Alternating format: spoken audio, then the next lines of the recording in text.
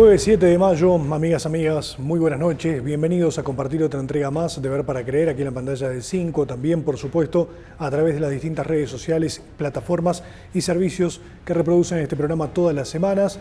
Una semana más aquí en Salto, donde ocurren muchas cosas a nivel político y lo vamos a estar abordando a lo largo de los próximos 60 minutos.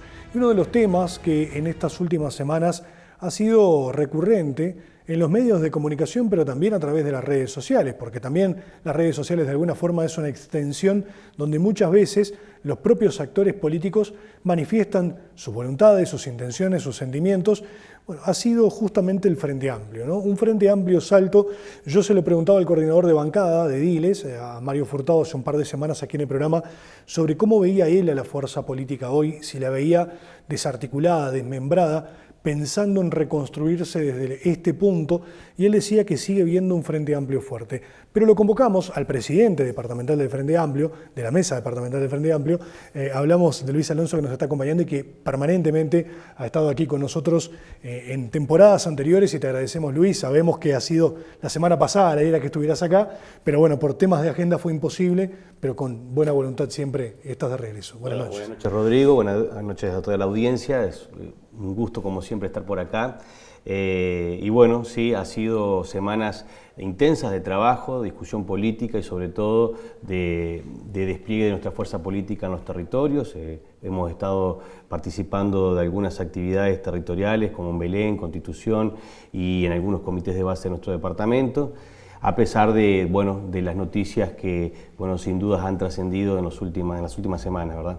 Bueno, y al respecto de eso, es lo primero que quiero preguntarte. ¿Cómo ves al Frente Amplio hoy? Porque sabemos que el Frente Amplio ha sido golpeado últimamente, sobre todo desde el punto de vista de la opinión pública, porque actores internos del Frente Amplio o bien han renunciado a la fuerza política y lo han expresado y manifestado a través de los medios y las redes sociales, mientras otros también critican y ponen en duda el estilo de conducción que está llevando adelante la mesa política departamental. Bueno, en la conducción del Frente Amplio, si bien hay un presidente, es colectiva, es la mesa política departamental quien conduce cotidianamente la fuerza política y el plenario departamental quien toma las mayores y las más importantes decisiones de nuestra fuerza política en el territorio, en el departamento. En ese caso me he sentido siempre muy respaldado por todo ese colectivo de compañeros y compañeras dirigentes y dirigentas que han sostenido la conducción política de nuestra fuerza política a lo largo de estos años, que en diciembre de este año van a ser 5 años que vamos a estar junto a todos los compañeros de la dirección cumpliendo un periodo bastante largo de conducción política. Y en ese sentido, quienes se van, pueden opinar, pero nunca han manifestado a la interna de nuestra fuerza política estas discrepancias en la forma de conducción o algunas discrepancias con respecto a algunos temas o definiciones que ha tomado la departamental. En definitiva, nosotros hemos avanzado siempre estudiando mucho los temas, las definiciones políticas que hemos tomado, y lo hemos hecho siempre con los mayores acuerdos y consensos internos que fortalezcan a nuestra fuerza política. En ese sentido coincido con lo que dice Mario Furtado, en el sentido de que nuestra fuerza política se ha venido fortaleciendo desde la oposición que somos del gobierno departamental, pero también en nuestro rol de gobierno nacional en el territorio y de oficialismo en el territorio. Nosotros estamos en el gobierno, no somos el gobierno, pero estamos en el gobierno nacional, y eso requiere un gran esfuerzo de poder, coordinar, poder intercambiar con la militancia y con la ciudadanía sobre los logros, los avances y el despliegue del gobierno nacional en los territorios, las políticas públicas. Y eso nos ha tenido bien ocupados con respecto a poder constantemente tener intercambios con nuestros principales actores de gobierno nacional en el territorio, pero también con ministros, directores nacionales de entes nacionales, presidentes de los entes públicos y diferentes autoridades del gobierno nacional que han venido constantemente a la mesa política y a instancias abiertas del Frente Amplio a poder intercambiar y poder tener de primera mano el despliegue del gobierno nacional, ¿no? Me decías que un periodo de 5 años que es un periodo largo. ¿Cuándo hay elecciones nuevamente en el Frente Amplio? Bueno, estamos en una etapa ahora bien interesante que empieza a construirse los documentos al próximo Congreso Nacional del Frente Amplio, que va a ser por el mes de octubre. y aún no están definidas las fechas de las elecciones internas, pero en alguna conversación ha surgido de que podrían ser entre marzo y mayo del año que viene. Así que, bueno, nos queda un tramo todavía para transitar esta conducción, a la cual nos sentimos honrados y sin duda muy fortalecidos en el apoyo y en el respaldo de los compañeros y compañeras que a lo largo de estos años se han mantenido ahí firmes, aportando a acumular políticamente, pero también a poder construir una alternativa a la sociedad que queremos. ¿No ha faltado algún miembro, algún dirigente que ha pedido la renuncia de Luis Alonso a la presidencia? ¿En algún momento lo barajaste a esa posibilidad? Mira, no. Así como barajar mi posibilidad de renuncia, no, porque en realidad yo fui electo por las Frente Amplistas en las elecciones de 2021 y eso es una enorme responsabilidad que pienso cumplir hasta que se culmine el mandato, pero además me siento muy respaldado como te decía anteriormente, por los compañeros y compañeras de la mesa política, en donde, los integrantes de la mesa política no han nunca puesto arriba de la mesa esta solicitud. Sí, ha habido un sector puntual que hizo una solicitud de pedido de renuncia. Que fue Baluarte Progresista, ¿no? Eso fue en el mes de diciembre del año pasado. Baluarte Progresista plantea eso, pero la mesa no dio lugar y continuamos con nuestra tarea, que es la de construir el Frente Amplio todos los días. Ahora, es cierto que todo actor político está sometido al escarnio público de alguna manera, pero utilizó el edil Bruno Moreira frases y declaraciones bastante fuertes, como por ejemplo conducción teñida de misoginia. Son declaraciones fuertes las que realiza el edil, tratando de mantener o de alguna forma justificar la postura que tiene Baluarte Progresista en este sentido, ¿no? No voy a debatir con los compañeros a través de los medios de comunicación. Pero son palabras que muchas veces incluso deben resultar hirientes desde lo personal también. Sí, sin duda. Uno tiene una familia, tiene hijos y eso sin duda que afecta, pero lo tomamos como los gajes del oficio, ¿no? Estamos expuestos a ese escarnio y a esa... La cuestión es que nosotros, los y las Frente Amplistas orgánicos, entendemos que es para discutir, intercambiar y hacer consideraciones y valoraciones políticas sobre nuestra dirigencia o sobre la conducción del Frente Amplio, la hacemos a la interna. Y somos muy respetuosos de esos lugares.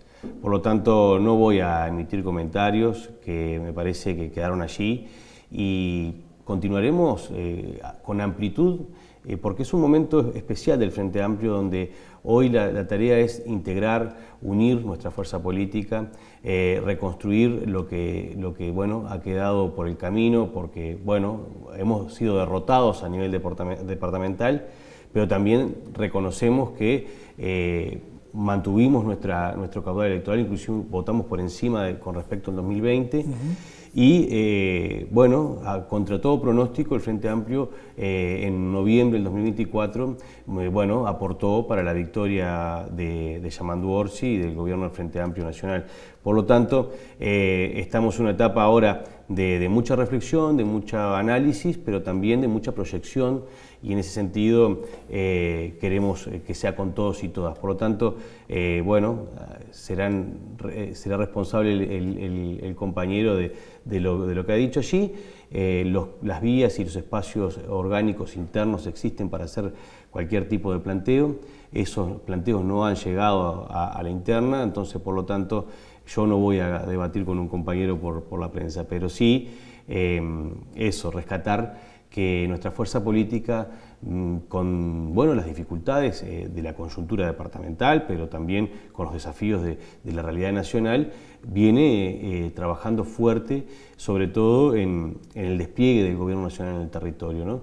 Y también fortaleciendo nuestra bancada de ediles que, a pesar de algunas bajas, sigue muy comprometida y sigue de manera muy responsable, siendo una oposición firme y estudiosa de los temas y de los planteos que se hacen en la Junta Departamental, y nosotros como fuerza política tenemos que tener siempre un respaldo y un feedback muy importante y muy fuerte. Tocaste un tema que me parece trascendente, que es el de la bancada de ediles del Frente Amplio. ¿Entendés que fue un punto de ruptura o de quiebre la votación de la línea de crédito porque había una orden de la fuerza política de no acompañar, y hubo ediles que todos sabemos ya que sí lo hicieron, que desoyeron esa solicitud. No sé si un punto de quiebre, sino que fue un hito que marcó a nuestra fuerza política y a la realidad de nuestra bancada, entendiendo que 3 ediles no acataron la definición política que tomó nuestra fuerza política en conjunto con la bancada de ediles,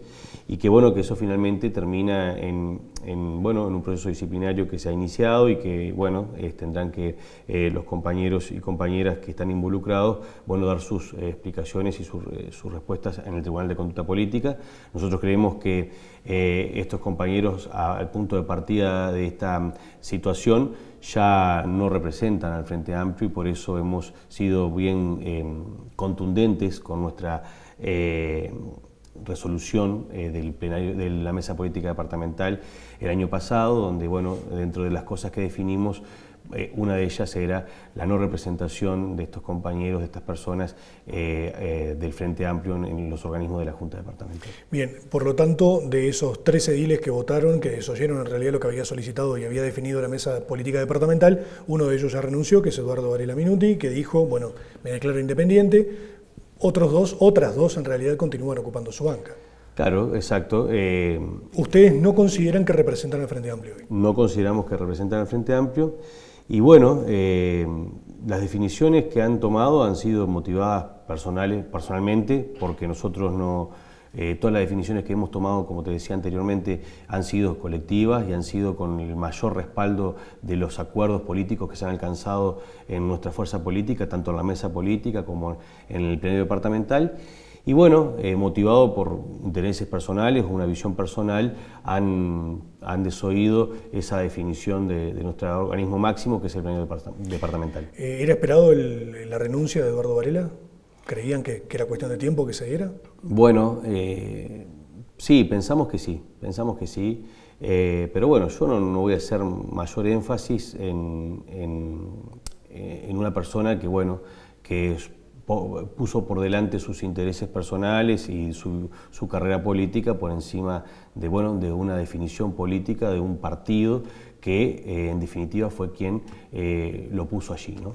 Ustedes elevaron estas decisiones personales que habían tomado ellos al Tribunal de Ética, algo que ahora él no tiene que responder porque ya no pertenece a la fuerza política. Los procesos continúan igual porque entendemos, y el Tribunal también de Conducta Política entiende que hay que continuar con los procesos, y posteriormente el Plenario Nacional es quien toma la definición de qué hacer con estos casos de conducta política disciplinaria.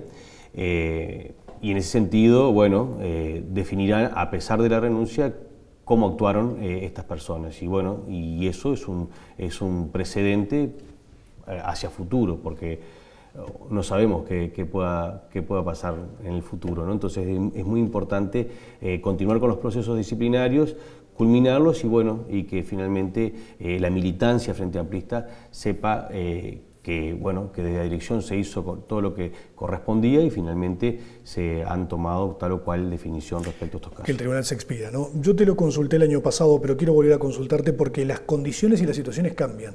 El Frente Amplio está hoy carente de fuerzas fuertes, de figuras fuertes políticas, digo, de conducción política hacia afuera, no hacia la interna del propio Frente Amplio, pensando ya eventualmente en las próximas elecciones nacionales y departamentales. No, yo no voy a manejar nombres, pero sí hay cuadros políticos de nuestra fuerza política en el Frente Amplio, a lo largo y ancho del departamento, y también que con mucha formación, con mucha trayectoria política, pero también con aires de renovación, y eso es importante. Entonces, yo creo que sí, que el Frente Amplio está en ese camino de fortalecerse, pero también de reconstruir una propuesta política, no solamente de proyecto de departamento, sino también de figuras que puedan empezar a posicionarse en la arena política.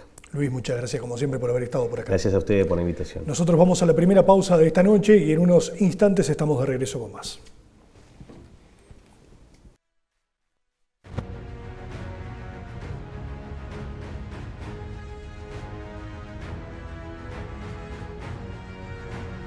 Cuando hay escudo, disfrutamos tanto que cuando alguien en la previa pregunta: Ya cabro, ¿Nos vamos o nos quedamos?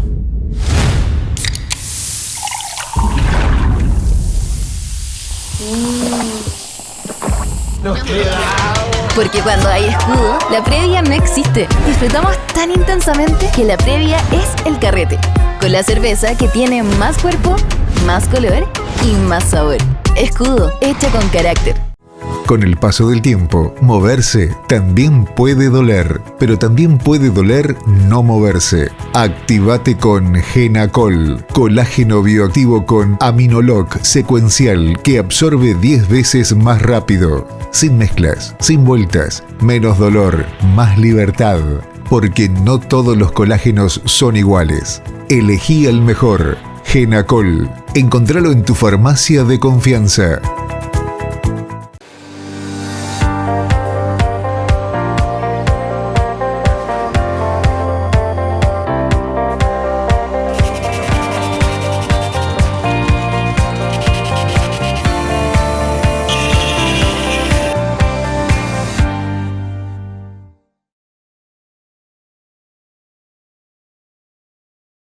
En Cado, creemos que la salud bucal es mucho más que una sonrisa.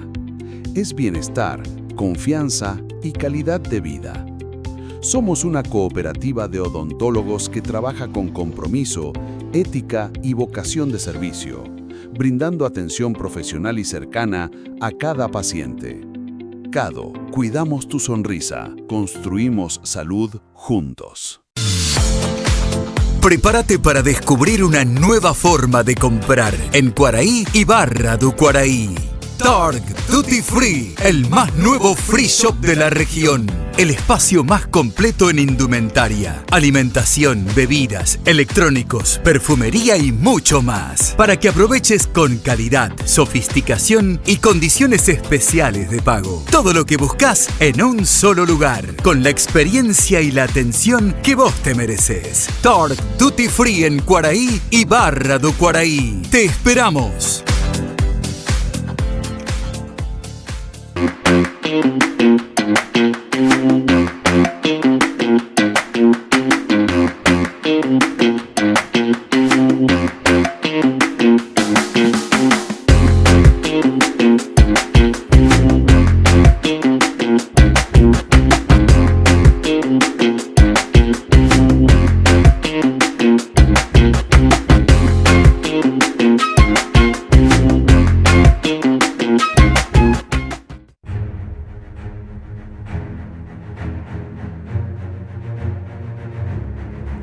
Segundo bloque de esta entrega de Ver para Creer, continuamos hablando de cuestiones políticas con una fuente que hemos consultado en reiteradas ocasiones durante el periodo pasado y también cuando ocupaba un cargo en el Ejecutivo Departamental como secretario general, Gustavo Chirif, que nos está acompañando. Muchas gracias, Gustavo, por venir, por tomarte estos minutos para hablar con nosotros. Gracias por la invitación de parte de ustedes, porque siempre es bueno, tener distintas voces, ¿no?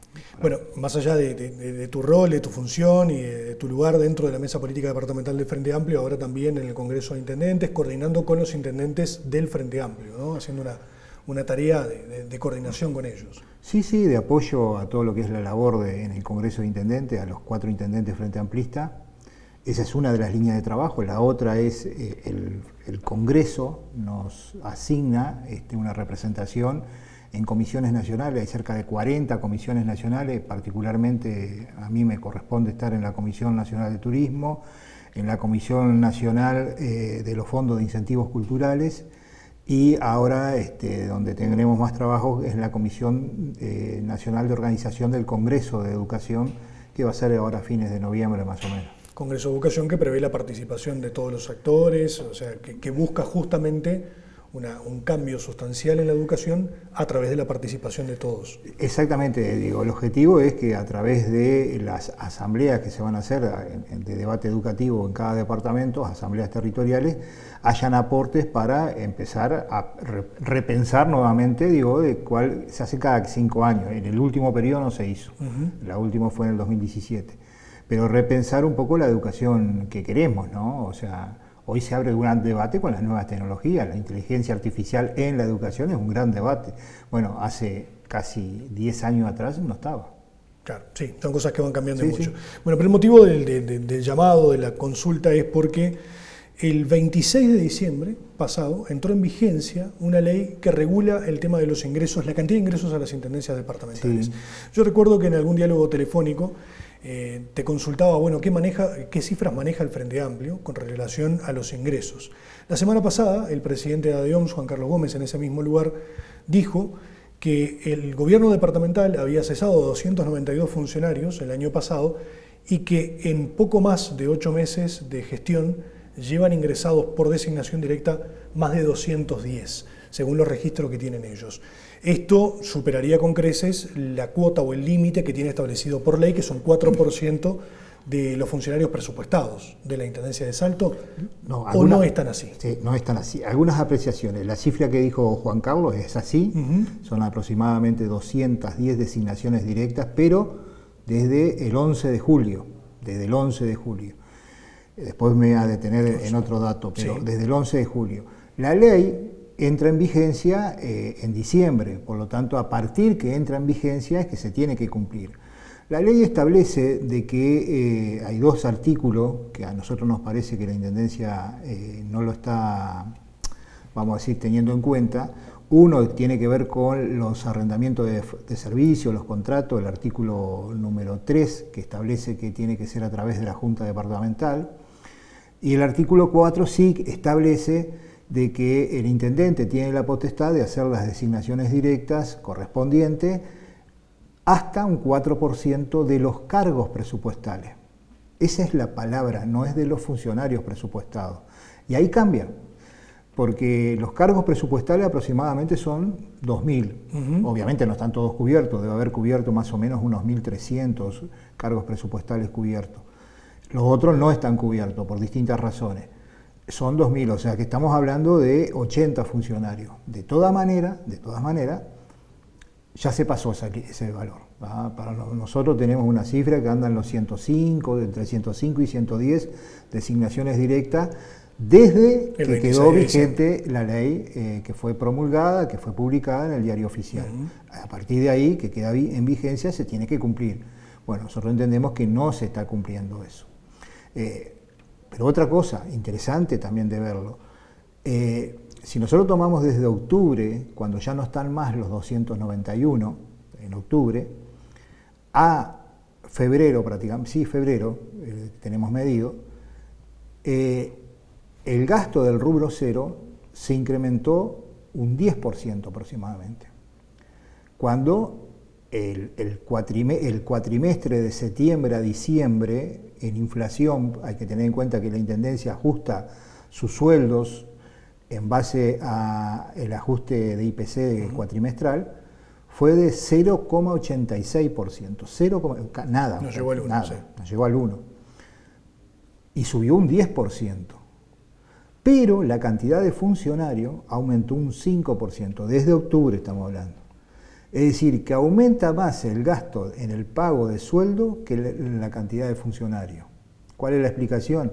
Que muchos de las designaciones directas, que nosotros estamos contabilizando a partir del 11 de julio, entraron con cargos, grados altos, con grados altos. Esa es la explicación. Es decir, se dejó de cumplir un principio que se tenía de la administración anterior con el sindicato, que los ingresos que hacía el intendente por designación directa eran solamente en 3 escalafones: obrero y oficio, auxiliares de servicio y administrativo. Bueno, administrativo no, porque se había cortado lo administrativo, pero cuando hubo el de administrativo eran en los grados más bajos, o sea, grado 3 para los 2 primeros casos y grado 5 para administrativo. El de administrativo ya hace más de 1 año y medio o 2 años, que antes de finalizar el periodo, que se había hecho un acuerdo de que no iban a entrar más administrativos, porque se entendía que eran cargos especializados, por lo tanto tendrían que ingresar por concurso. Y solo ingresaban en grado 3. Bueno, en este momento han ingresado grado 10 o 11, 14 técnicos profesionales. Esto no contraviene ninguna ley. Esto solamente contraviene aquello que estaba acordado con ADEOMS, ¿o sí? Las dos cosas, ¿no? Porque si hablamos de, lo acordado con ADEOMS, obviamente se ha violado el convenios colectivos, este es uno más, pero sí lo que estamos expresando de que a partir del 26 de diciembre nosotros entendemos que se superó el límite del 4% de los cargos presupuestales. ahí sí se estaría. No en las designaciones, digo, de grados altos ni nada, no se está violando ninguna ley, porque eso en realidad es un principio de acuerdo que, bueno, no se cumplió. También, para hablar del tema de la propia ley que fue sancionada y que entró en vigencia el 26 de diciembre, no se prevé ninguna sanción. Y ahí está lo otro, ¿no? Porque una cosa es, bueno, la ley establece un máximo o un cupo máximo, pero no prevé sanciones en caso de que no se respete. Y digo, tal vez la situación es alto, probablemente muchas otras intendencias están en la misma situación. Sí, a ver, ahí creo que es competencia del tribunal, de la JUTEP, de la Junta de Transparencia, de ver que se cumpla. Ahora, si no se cumple, no hay previsto absolutamente nada. Sinceramente, Pero esto fue acordado incluso con los intendentes, con el propio Congreso. Fue acordado con el Congreso, fue acordado entre el Congreso y los legisladores, fue un acuerdo. O sea, del Congreso había salido un boceto, un borrador de ley que después junto con diputados y senadores, bueno, se acordó y salió esto.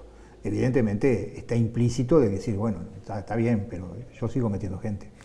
Gustavo, hablando del tema rubro cero, Juan Carlos decía que era un 60% aproximadamente, ¿puede ser? En la última rendición, la del 2024, era un 60%, que es prácticamente lo mismo, del gasto del ingreso prácticamente lo mismo porque está equiparado. Esto continúa aumentando a medida que van pasando los meses. Y ahora con la votación de este nuevo presupuesto que ingresa o entra en vigencia seguramente dentro de 10, 12 días, una de las cosas que se votó por parte de los ediles, por la mayoría de los que estuvieron presentes en sala, fue aumentar el salario de los directores y coordinadores, que fue uno de los puntos de mayor discusión al respecto, ¿no?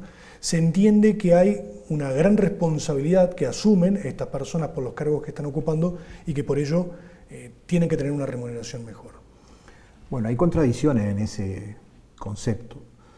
Primero, bueno, pongamos en contexto, la administración anterior y que viene del presupuesto tenía 11 cargos de particular confianza presupuestales, o sea que están fijados en el presupuesto, 11 cargos, la secretario general más 10 directores. Después, sin embargo, Teixeira Núñez en conferencia de prensa habló de 46. Después, fuera de eso, eran 11 cargos de particular, como lo establece la ley, cargos de particular confianza política presupuestales, eran 11. Después, por fuera de eso, había cargos políticos, los coordinadores, había 16 coordinadores, y había 2 coordinadores,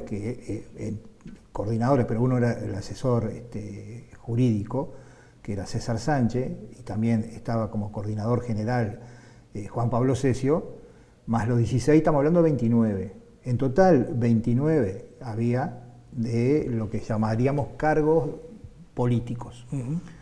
Ahora, con este presupuesto votado, se van a 44 los cargos de particular confianza, o sea que están establecidos en el presupuesto, más todos los otros que puedan aparecer de confianza política del intendente, que diga, bueno, en este lugar, en este que no está presupuestado, voy a tener a fulano de tal porque es de mi confianza. O sea que estamos hablando de cerca de 50 o más. Pero, y ahí viene lo otro, ¿no? Porque digo, cuando se establece decir, bueno, nosotros tenemos que tener gente bien remunerada porque tenemos que, todo lo que se habla, ¿viste? Desarrollar el departamento, gente capaz, gente eficiente, que bla, bla, bla, bla. ¿Y los funcionarios no son eficientes?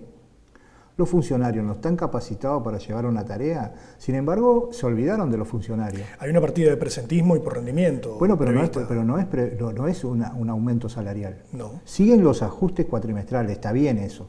Pero después hay partidas. Por IPC, ¿no? Vale. Hay partidas que fueron objetadas por el Tribunal de Cuentas. Porque no estaba establecida realmente cuál era el régimen, sino que quedaba... ¿Cuáles eran las condiciones que tenían que darse para esa partida y los montos? Quedaba libertad del intendente establecerlo después, a través de una resolución. Entonces digo, era muy ambiguo decir, bueno, las partidas, ¿quién las van a recibir? ¿Ah? Y están específicamente algunas partidas establecidas para administrativos, técnicos profesionales y creo que docentes, me parece, no recuerdo ahora, pero no es para toda la intendencia. Entonces digo, ahí también nosotros decimos, bueno, no, ese argumento no es tan válido, porque los funcionarios que llevan adelante la tarea, que llevan adelante con responsabilidad todo eso, no se lo tiene en cuenta, y se lo tiene en cuenta. Vemos que es un presupuesto que realmente priorizó los cargos políticos. no solamente en aumentar la cantidad, sino en aumentar el valor de remuneración. En nuestro presupuesto, y que ya venía anteriormente, un director ganaba el 50% del intendente. Ahora va a pasar a ganar los directores generales, porque son 6 directores generales, 70%. 2 directores más, que uno va a ser de obra, otro de servicio público, 55%. Y después todos los encargados de unidad y de área, un 45%. Eso supone 9 millones de dólares más en el quinquenio de lo que gastaríamos si tuviéramos los anteriores cargos. Son 13 millones de dólares en total que se va a invertir, vamos a llamarle, a invertir en cargos políticos. ¿Qué pasa con el tema dinero, disponibilidad? Yo he escuchado mucho al secretario general, al intendente, a varios actores políticos decir, a partir del momento en que entre en vigencia este presupuesto, se van a comenzar a ver obras, se van a comenzar a ver trabajos. ¿Entendés por lo que has logrado leer, por lo que has visto de este documento, que la Intendencia va a tener otras herramientas para ya a partir de mediados de este mes o a principios del mes que viene comenzar a implementar algún plan de obras, algún tipo de ejecuciones? Bueno, va a tener fondos, más que nada va a tener fondos. A ver, nosotros... Porque estamos separando la línea de crédito que seguramente será fin de año, ¿no? Que llegará la primera partida. No, a partir de que se firme ya está establecido en la licitación que a partir de la firma ya puede haber adelantos. Está establecido en la licitación. Pero, a ver, nosotros cuando nos opusimos como Frente Amplio a ese tipo de endeudamiento, fundamentamos que las obras que ellos habían presentado como, vamos a decir, para hacer con el 55% de los 60 millones, se podían hacer en el quinquenio con dinero proveniente de los fondos de desarrollo del interior, que ahora aumentaron. Y que hay una partida extra además, que va a haber a partir del año 27, una partida extra que fue acordada, 80 millones de dólares, que va a ser repartido entre toda la Intendencia, que fue acordado con el Congreso de Intendentes y el Presidente de la República. Eso supone para Salto unos 35 millones de dólares en el quinquenio. Decía, bueno, esos 35 millones de dólares pueden volcarse. Hoy, obra vial nueva en FDI no hay ninguna de parte de la Intendencia de Salto. En estos 10 meses no se ha presentado. Es decir, bien se podían haber presentado y ya tener en cartera las obras que se anunciaron o que se presentaron para lograr ese fideicomiso, que son muchas avenidas, que recuerdo la avenida Rodó, la avenida Blandengue, la avenida Viana, Pascual Arriague, bueno, se podían haber presentado como en cartera del FDI para hacerla con fondos del FDI. Por eso decíamos que era innecesario. Obviamente digo que van a contar con dinero, entonces digo, aparte, fíjate una cosa, que van a tener el 55% de los 60 millones que está estipulado por lo menos que va a ir a esas obras, más esos 35 millones que estamos hablando de dólares del FDI que van a poder poner nueva obra. Esa disponibilidad va a estar durante el quinquenio. Sin duda, digo, si son responsables, inteligentes, van a volcar todo eso para hacer que Salto realmente tenga otra forma desde el punto de vista urbano, ¿no? Ojalá. Digo, nosotros no le estamos deseando mal a nada. Lo que estamos diciendo es que endeudarse 60 millones de dólares a 20 años significa que en este periodo tiramos cohetes, todo, festejamos, comemos tortas, pero después viene la cosa. Y además también porque en el momento aquel, por suerte, el Banco República puso una tasa baja del 3,88%, por suerte, el Banco República tuvo una mirada también de desarrollo, pero se hablaba de un 8%. En este periodo, o hasta el final del quinquenio, y un año más después, se tiene que pagar el fideicomiso de Aymán, que supone a este año unos 250 millones de pesos. Esa es la cuota anual. Nosotros decíamos, se va a sumar otra cuota a partir del año que viene que va a rondar más o menos lo mismo, unos 250 millones de pesos. Bueno, ahora bajó, ahora están 160 millones por eso. Por el interés. Pero estamos hablando de 400 millones de pesos. O sea que el fideicomiso además no se paga con esta línea de crédito, sino que hay que pagar a la par, en simultáneo. Eso, claro, por eso de aquí al 2030 este gobierno va a tener que pagar a partir del año que viene 2 cuotas. Si una cuota era dificultosa desde el punto de vista de lo que quedaba, no de pagarla, porque se paga bien con la cesión de crédito del SUSIBE, no hay ningún problema, se paga bien. Nosotros siempre decíamos, al 20 y pico de enero ya estaba paga la cuota con las retenciones que se hacían del pago de patente. Pero después lo que queda para adelante es terrible, digo, porque tenés que tener lo que toda intendencia tiene como una especie de colchón por el cobro contado durante meses, la intendencia de Salto no la tenía. Entonces era un cuesta arriba. Si era un cuesta arriba en una cuota esa de 240 millones, me imagino que 400 millones el año que viene va a ser un cuesta arriba mucho mayor todavía. Y ahí aparece otra cosa que hemos estudiado que nos preocupa, que es cómo están previstos los ingresos en el presupuesto.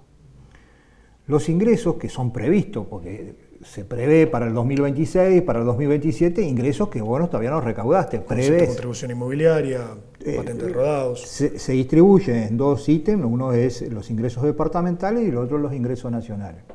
Pero en los ingresos departamentales hemos visto en algunos renglones, sobre todo en impuestos, en precios, en tasa, que se prevé recaudar por encima de, a veces, en algunos casos, el 30% del valor.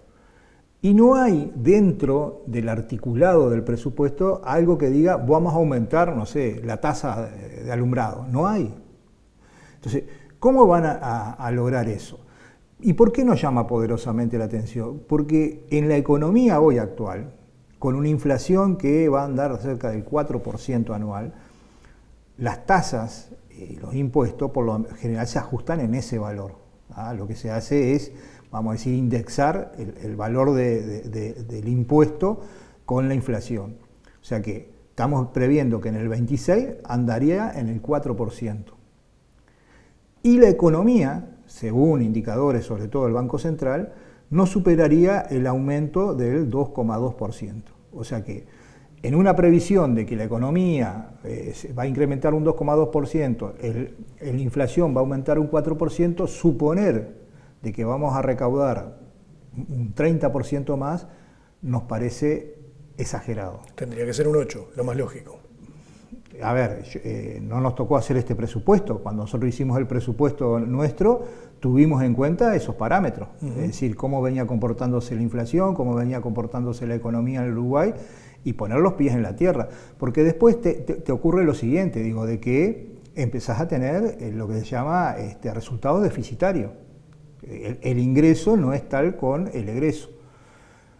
Pero, a ver, entiendo de que en parte se ajustó el ingreso por la cantidad de dinero que entró por el fideicomiso.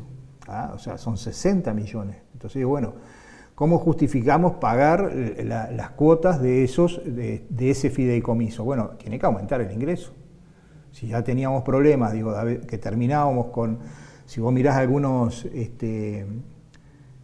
rendiciones con pocos millones de pesos de superávit, estamos diciendo que si le agregamos entonces 170 millones de pesos, sin duda que va a haber va a ser no habría cómo cubrir los valores. valores. No habría cómo cubrir. Entonces digo, hay que aumentar los ingresos. Gustavo, como siempre te agradezco que te hayas tomado estos minutos para estar acá con nosotros, para hablar de estos temas, que muchas veces resultan engorrosos, pero que son buenos conocer. Son complejos, ¿no? Sí, son complejos. ¿Verdad? Que a veces me cuesta a mí, cuando voy a dar informes en el Frente Amplio, este tipo de cosas, porque son complejos. Pero bueno, lo que pasa es que son muy técnicos a veces, digo, y uno trata de mostrar desde el punto de vista técnico los errores o las diferencias que tenemos con respecto, en este caso, al presupuesto. Muchas gracias por la visita. No, gracias a vos. Nosotros vamos a la última pausa de esta noche y ya volvemos. Dijiste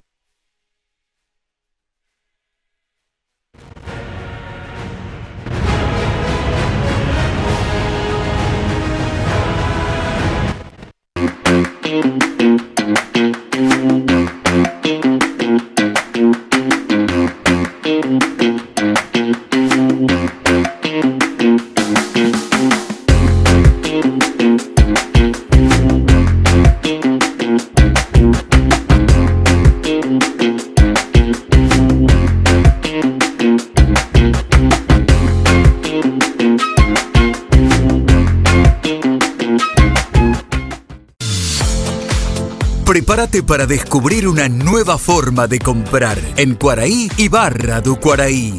Targ Duty Free, el más nuevo free shop de la región. El espacio más completo en indumentaria, alimentación, bebidas, electrónicos, perfumería y mucho más. Para que aproveches con calidad, sofisticación y condiciones especiales de pago. Todo lo que buscas en un solo lugar, con la experiencia y la atención que vos te mereces. Targ Duty Free en Quaraí y Barra do Quaraí. ¡Te esperamos!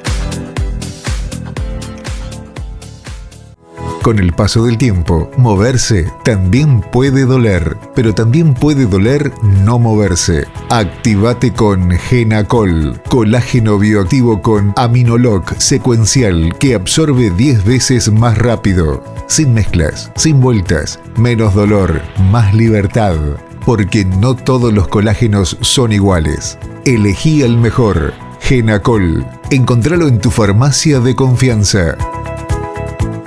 En Cado, creemos que la salud bucal es mucho más que una sonrisa. Es bienestar, confianza y calidad de vida.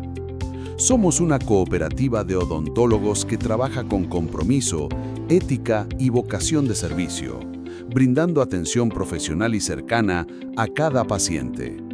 Cado, cuidamos tu sonrisa, construimos salud juntos.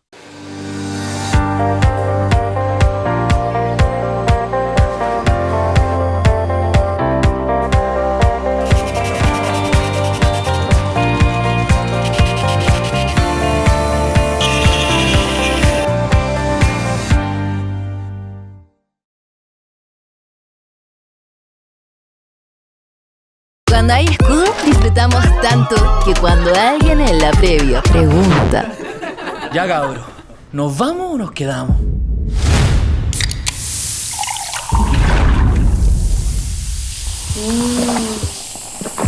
Nos quedamos. Porque cuando hay escudo, la previa no existe. Disfrutamos tan intensamente que la previa es el carrete. Con la cerveza que tiene más cuerpo, más color y más sabor. Escudo, hecha con carácter.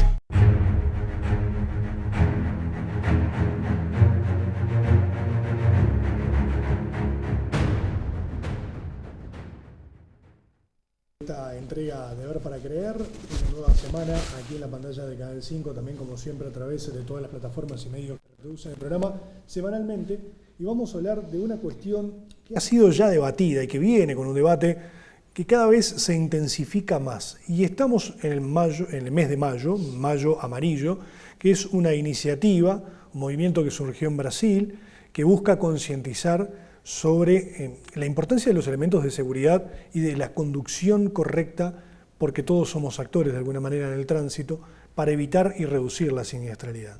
Hoy Marcelo Metediera, presidente de la Unidad Nacional de Seguridad Vial, junto con distintas autoridades de la UNACEF, de la Unidad Local de Seguridad Vial, han mantenido reuniones con el intendente, con los legisladores departamentales, con distintas instituciones justamente hablando de esto. Y Metediera decía que Uruguay superó la cantidad de muertes, en realidad superó en 2025 la cantidad de muertes por siniestros de tránsito que por homicidios, cuando los homicidios generan una alarma pública casi que inmediato y ocupan muchas veces varios minutos e incluso horas de los noticieros nacionales y de los principales medios de comunicación.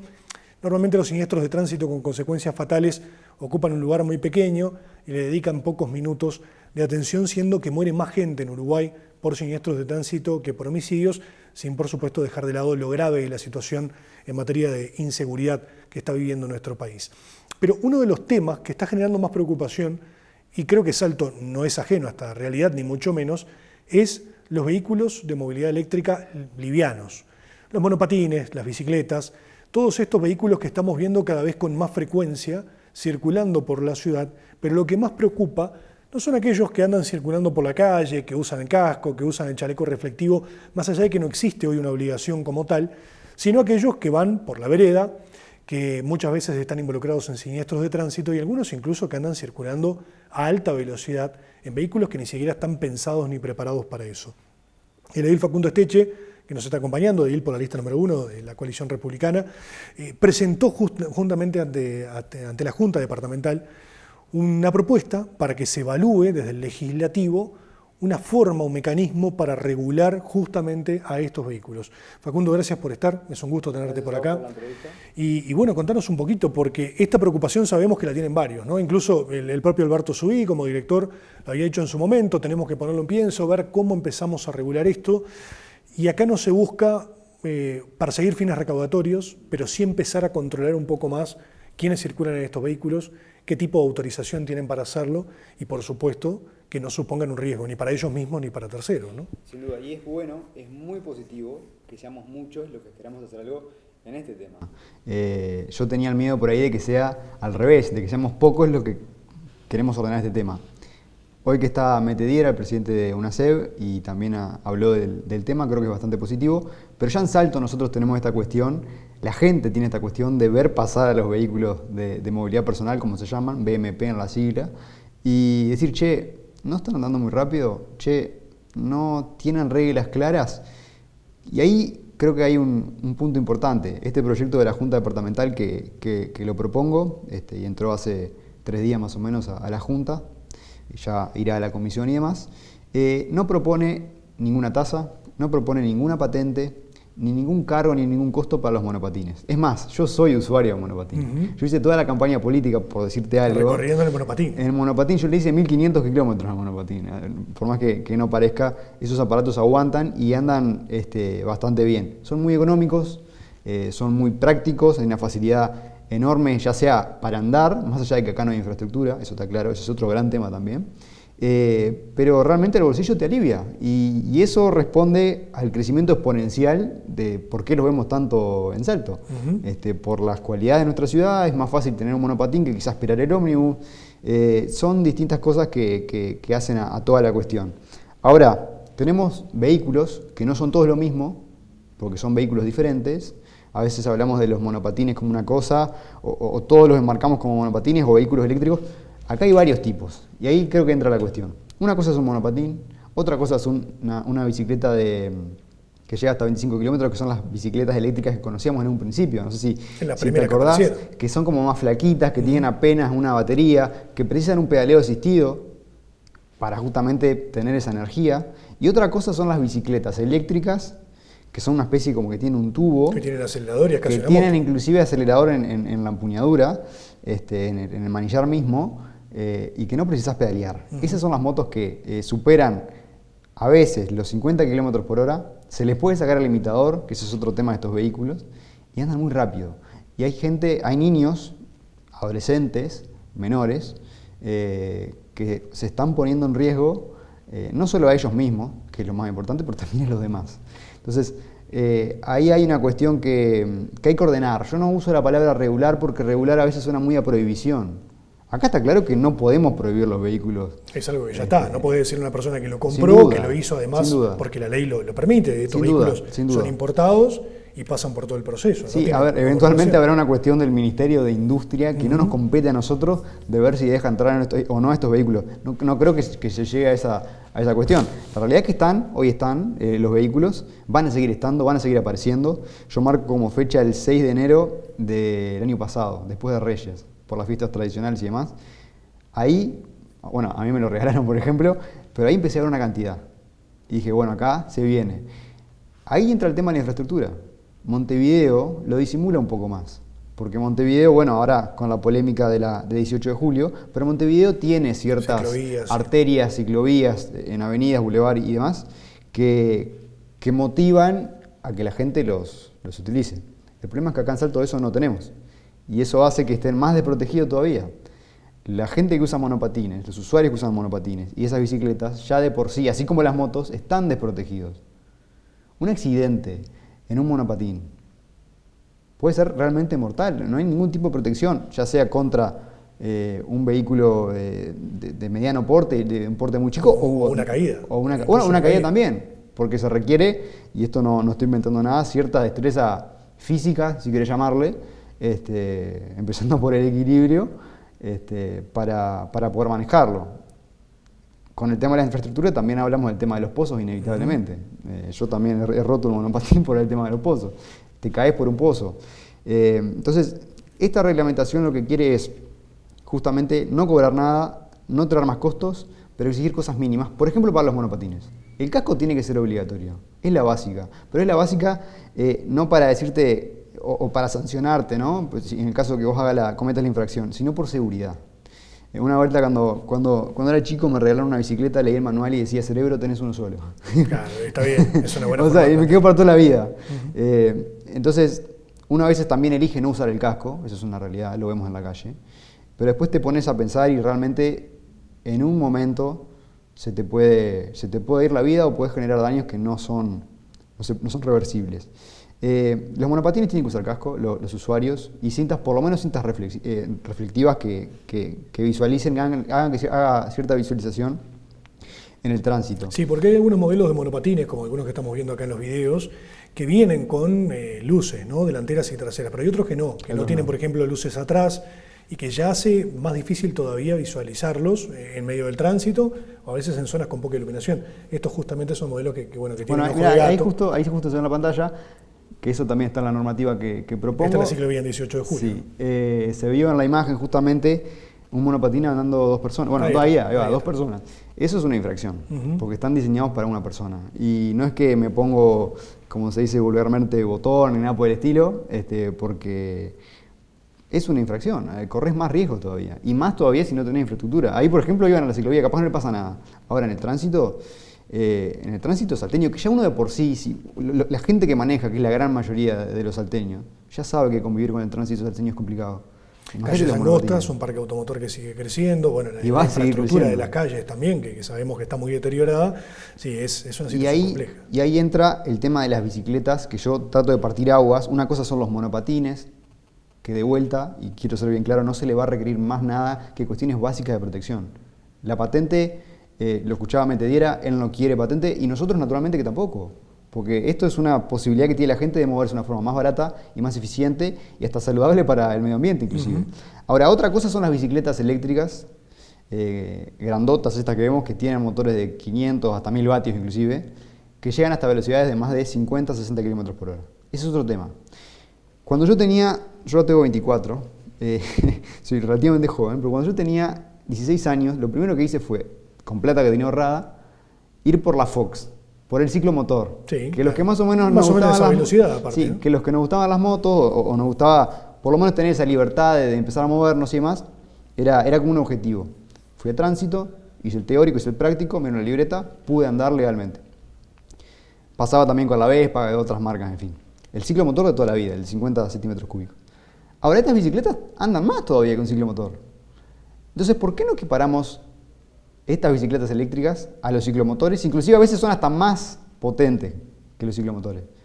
Yo creo realmente que estas bicicletas con otro porte, que ya no son tan, entre comillas, llamémosle, inocentes, son más poderosas, se tienen que regir como los ciclomotores. Ahí sí, hay naturalmente 16 años más de 16 años que tenés que tener, una certificación natural de tránsito, inclusive puede haber una patente, pero es básico por la potencia que tiene. Otra cosa son los monopatines. Entonces yo quiero hacer esa partición. Los monopatines en su mayoría no superan los 25 km por hora, más allá que se puede... Sí, se le puede sacar el limitador, hay algunos que andan, ahí también eventualmente será una cuestión, eso no está en la normativa, pero es una cuestión de la división de tránsito, de cómo medir. Se usa mucho en Europa, por ejemplo, unos motorcitos que miden la velocidad de los monopatines. Pero como te digo, yo hago esa distinción, porque vehículos de movilidad personal hay muchos. Monopatines son uno, bicicletas eléctricas que llegan hasta 25 kilómetros de pedaleo asistido son otras, que eso tampoco se va a requerir nada. Porque es una bicicleta, con una normal, ayuda, ¿no? Exacto, es eso, con una ayuda. Ahora, si empezamos a prohibir las bicicletas, ya es un delirio, o sea, no tiene sentido prohibir o regular. Ahora sí ordenarlo lo de estas bicicletas más potentes, o estos vehículos más potentes o similares, como estas bicicletas, que tienen una potencia y tienen una naturaleza que excede totalmente, por ejemplo, al ciclomotor. Entonces ahí estamos desfasados en ese sentido. Prohibición de andar por la vereda. Eso está en la normativa, es de las pocas normas prohibitivas, te diría, artículos prohibitivos. No se puede andar por la vereda para proteger a quien más está protegido en esa comparativa, que es el peatón. Y bueno, y después en la calle van a haber recomendaciones. A los ciclistas, por ejemplo, se recomiendan que cuando se los va a pasar haya por lo menos 1,50 m de distancia. Bueno, en una cuestión... En una calle angosta es difícil. Es difícil, pero en una cuestión pedagógica que va a tener que emprender, y sé que hay cierta voluntad para hacerlo, la división de tránsito, eso está en la normativa, tener un lapso pedagógico, que llamémosle, para no caer así con una normativa, explicar ciertas cosas. Primero, explicar la reglamentación, y segundo, bueno, los riesgos que se pueden correr, y así gradualmente poder tener una normativa que nos ponga en condiciones de proteger a los salteños. Eso creo que es lo más importante de la seguridad. Yo hablaba de los menores, que hay muchos menores andando en estas, ya sea los monopatines y demás. Menores y en algunos casos niños. En algunos casos niños. Los monopatines... No son solo adolescentes, sí, sino que hay niños de 8 o 9 años que circulan tranquilamente. Sí, en los monopatines la normativa pone una edad de 14, una edad de 14 años, que naturalmente es debatible. Pero igual, ¿sabes qué? No quiero hablar solamente de los menores. Pues yo he visto gente grande, mayor, andando, que cometen exactamente... Ahora no cometen nada porque no hay ninguna normativa, pero infracciones o cosas que por las costumbres que tenemos en el tránsito no están bien vistas. Andar en la vereda, andar contramano, y obviamente andar a altas velocidades en donde sabemos que no se puede andar a altas velocidades. Porque aparte tienen una característica muy interesante, no hacen ruido, entonces no la ves venir. No la ves venir, no hay chance de que la veas venir. Que también es un peligro, ¿no? Que también en cierto sentido es un peligro, pero bueno, en ese sentido no se puede hacer nada. Yo recomiendo, y me encantan los vehículos eléctricos en este sentido, porque realmente te soluciona un montón. Realmente te soluciona un montón. De hecho, como te decía yo, ya lo he roto varias veces, ahora lo tengo roto de nuevo y lo extraño, porque me da cierta facilidad para venir al canal, para ir a las actividades, para ir a la junta, para lo que sea. Recomiendo eso. Entonces, como te digo, no es el afán de prohibir, no es el afán de recaudar, que eventualmente la Intendencia no recaudaría nada. Sí, sería muy poco. No le movería la aguja. No, si se pone a recaudar. Ahora, hablabas de casco, hablabas de cinta. ¿Cómo se hace para identificar cada vehículo? Porque de alguna forma el inspector de tránsito, si ve a alguien que no está utilizando el casco, que no está utilizando la cinta, tiene que tener una forma de aplicarle esa sanción, porque algún tipo de sanción tiene que haber. Bueno, la normativa... No incautando el vehículo, me imagino, pero sí alguna sanción. En la normativa que propongo hay una especie de registro voluntario, QR, capaz ayornándonos a nuevas tecnologías, en la cual también, y ahí bueno, eso será una cuestión de la división de tránsito, existan ciertos beneficios por inscribirte, o sea que a mí también me sirva inscribirme. Capaz se pueden generar convenios con la compra de cascos, capaz se pueden generar ciertas cosas que beneficien justamente al que se registra. Después, respecto a las infracciones, no hay nada nuevo en ese sentido. La normativa no lo regula a las infracciones porque eso le compete un poco más a tránsito. Tampoco hay que entrar, me parece, en ese aspecto de poner montos y demás en esta normativa. Es una cosa más de tránsito, Pero en fin, creo que en cierto sentido es bastante leve y estrictamente con el ánimo de ordenar, como te digo. Porque me han llegado varios mensajes y tenemos esa noción de estos días no, hace como un mes, en Montevideo se habló de patente. Sí. Yo lo quiero dejar claro, para los monopatines no puede haber patente, porque no tiene ningún tipo de sentido. Distinto para las bicicletas 100% eléctricas con que son potencia. Otro tipo de vehículos, más allá de que comparten características eléctricas, llamémosle, pero tienen otra potencia, tienen otra... Son motos, básicamente. Motos eléctricas, si querés llamarle. Esto se va a discutir a nivel de la Junta Departamental. Sabemos que el Congreso de Intendentes lo está tratando también como una iniciativa a nivel nacional, tratando de poner de acuerdo a los 19 intendentes. Hay una experiencia de Montevideo que tiene alguna regulación que es bastante leve, por ejemplo, establecer un mínimo de edad para circular en estos vehículos, que son 16 años. Pero bueno, lo importante es que el debate se está dando, ¿no? A nivel político se está dando, y hay claramente un interés de decir, bueno, tenemos esto, que por un lado es una solución a la movilidad, por otro lado es un problema para el tránsito, y tenemos que encontrar una solución entre todos. Así que el mensaje me parece que es ese, que está la intención del debate y de buscar soluciones que seguramente en el corto plazo van a empezar a aparecer. Está la intención, que como cuando iniciábamos la conversación creo que es muy positivo. Tendremos que ver las formas, tendremos que ver a dónde llega, por ejemplo, esta normativa, pero yo creo que al fin del día, tarde o temprano, espero que más temprano que tarde, se llegue a buen puerto y cuanto antes, porque todos los siniestros se pueden prevenir.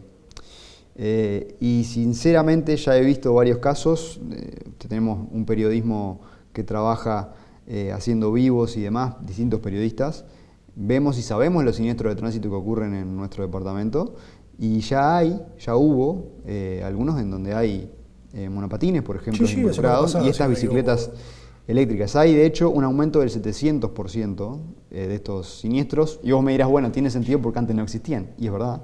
Pero hay una tendencia al crecimiento y tenemos esa posibilidad de hacer algo, que creo que es lo más importante, y proteger no solo a la gente que está, a los peatones y demás, sino al mismo usuario del monopatín.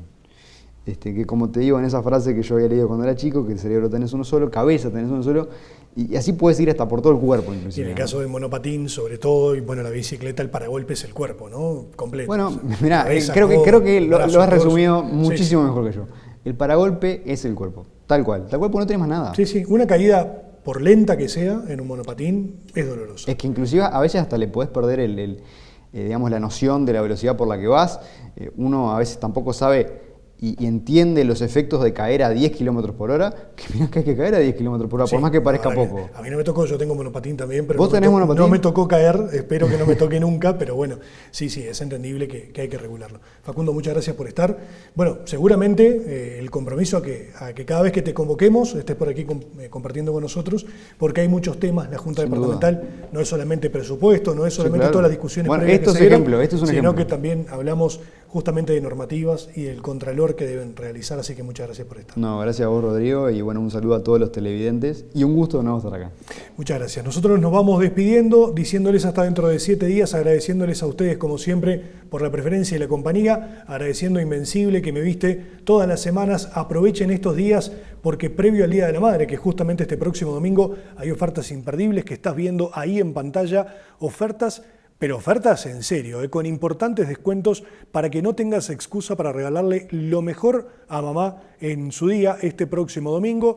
Recuerden, por los dos locales, tanto de Calle Uruguay como de Washington Beltrán, tienen tiempo hasta el próximo sábado de hacer las compras y sorprender a mamá con los productos de calidad Invencible. Nosotros nos reencontramos la semana próxima.